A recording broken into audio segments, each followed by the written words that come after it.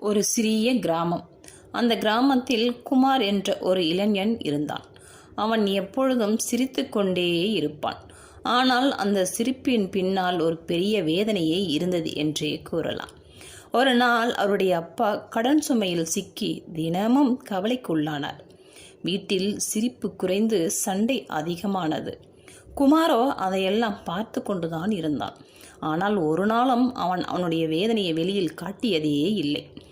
ஒரு நாள் அவளுடைய அம்மா அவனை பார்த்து கேட்கிறாள், நீ எப்போதும் சிரிக்கிறாய், உனக்கு வேதனையே இல்லையா என்று அந்த தாய் கேட்கிறாள்.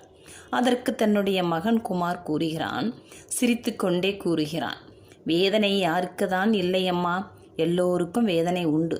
ஆனால் நம்ம வேதனையை காட்டினா வீட்டில் இன்னும் சோகம் கூடிவிடுமே அம்மா என்றான் குமார். அந்த வார்த்தையை கேட்டதும் அம்மாவின் கண்கள் நீர் குளமாயின.